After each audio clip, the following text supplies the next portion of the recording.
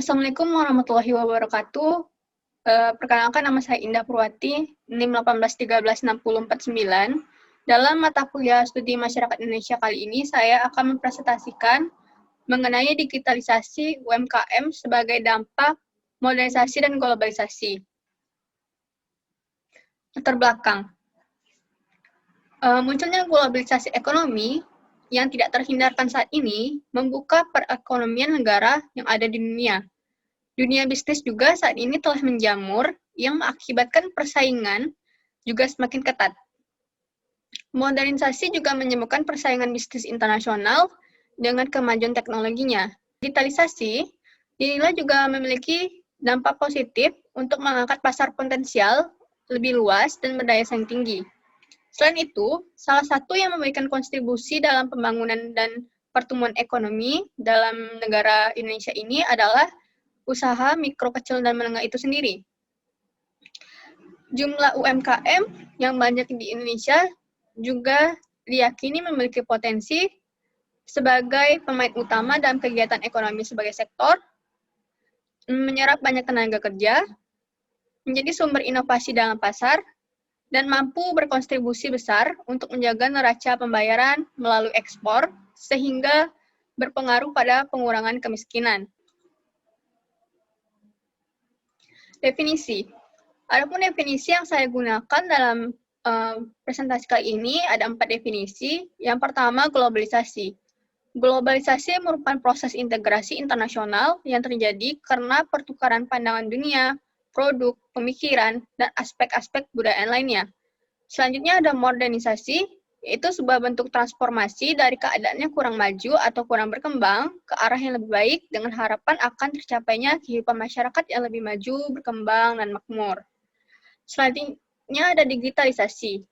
Digitalisasi merupakan penggunaan teknologi digital untuk mengubah model dan memberikan pendapatan baru.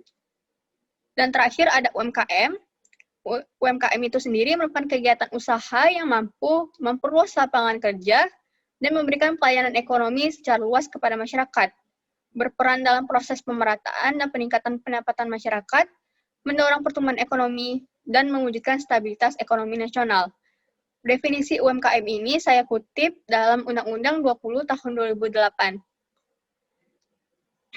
Selanjutnya ada globalisasi dan daya saing.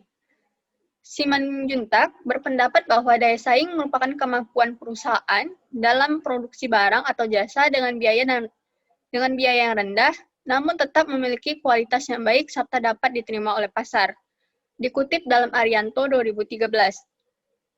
Globalisasi yang menyebabkan kebijakan perdagangan bebas dengan prinsip setiap negara atau individu memiliki kebebasan untuk berdagang dengan pihak manapun di dunia ini. Selain itu, setiap negara juga memiliki kebebasan untuk memasuki negara lain dalam melakukan transaksi perdagangan internasional.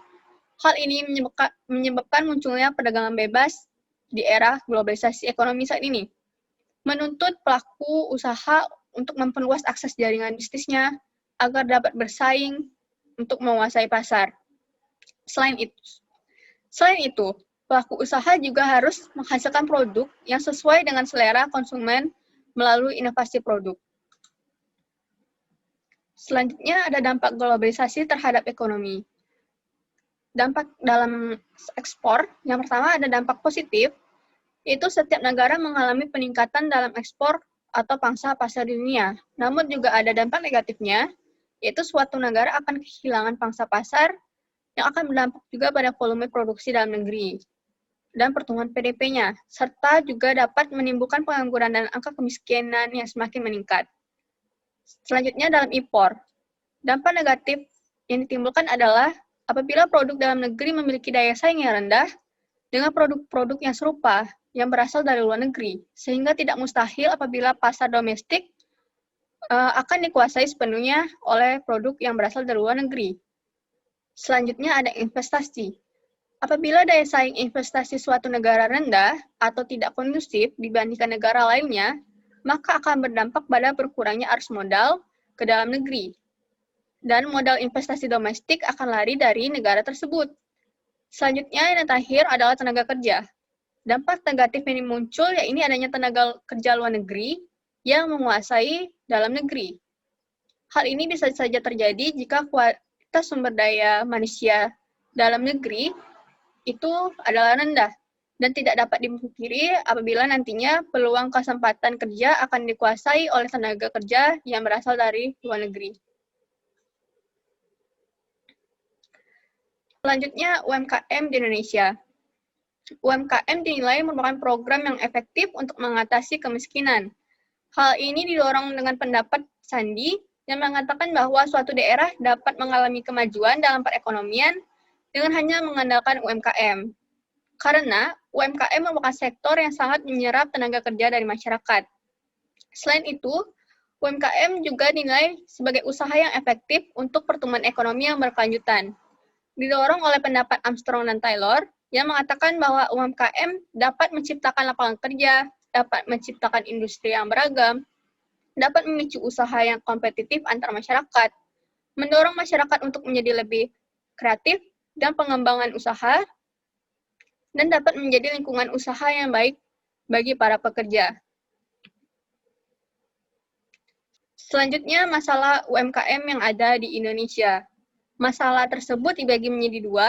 Yang pertama, masalah eksternal. Masalah eksternal di sini merupakan masalah yang muncul dari adanya globalisasi dan modernisasi yang menyebabkan persaingan internasional. Dan yang kedua ada masalah internal.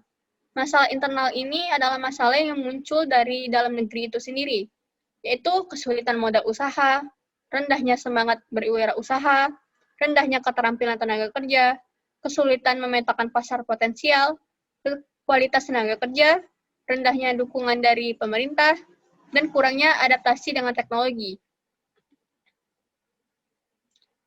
Selanjutnya ada digitalisasi UMKM. Digitalisasi UMKM penting dilakukan karena masyarakat Indonesia menggunakan teknologi untuk transaksi jual beli online sebesar 12 miliar US dollar pada tahun 2014. Selain itu, digitalisasi UMKM dapat meningkatkan kualitas produk dan inovasi produk oleh pelaku UMKM itu sendiri. Selain itu, digitalisasi akan memudahkan memperkenalkan barang produksi kepada konsumen. Center for Measurement and Information System mengatakan ada 6 keuntungan dari digitalisasi. Yang pertama, perusahaan dapat menyimpan waktu, tenaga, serta dana modal perusahaan. Selain itu, akan lebih kompetitif, peluang baru dalam bisnis, pekerja lebih bahagia, meningkatkan pandangan masyarakat terhadap produk dan nama perusahaan, dan meningkatkan pengalaman perusahaan dan konsumen yang ada. Selanjutnya, strategi.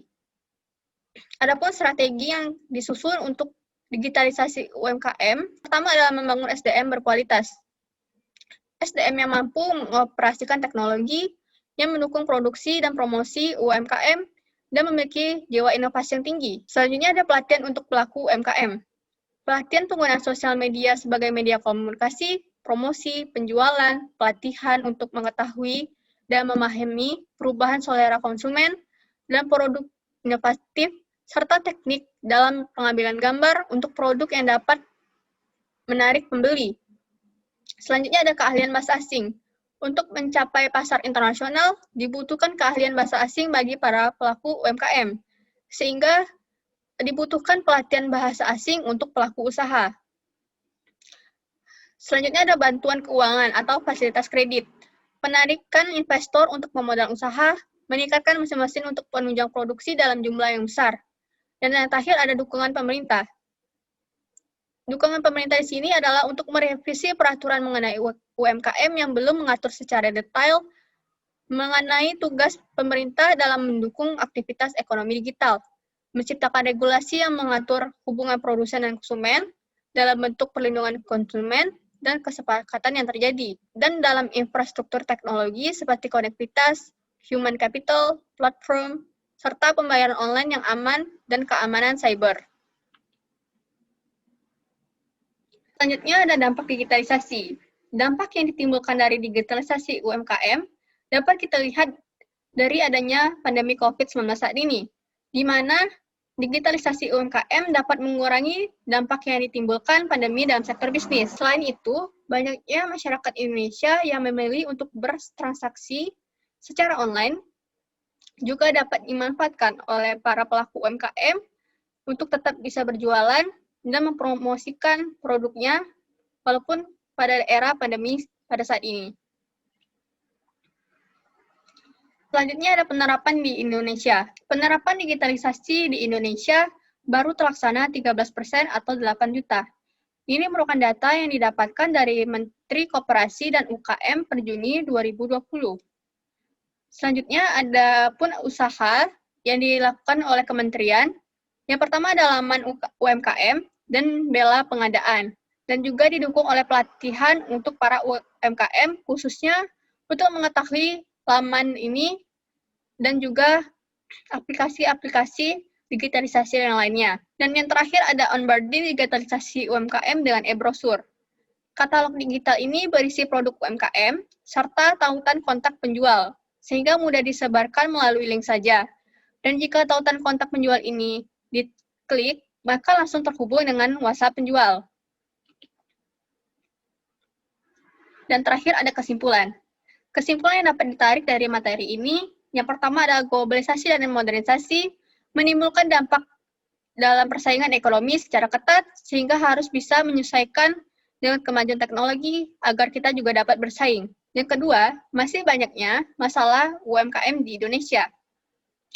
Oleh karena itu, butuh kebijakan untuk mengurangi permasalahan UMKM di Indonesia. Yang ketiga, strategi. Dibutuhkan sinergi dari beberapa pihak dalam mendukung strategi digitalisasi UMKM. Yang keempat ada dampak. Dampak digitalisasi dinilai cukup membawa angin positif dalam UMKM di Indonesia.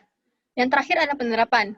Penerapan digitalisasi UMKM dinilai masih jauh dari harapan karena baru ada 13% UMKM yang terdigitalisasi.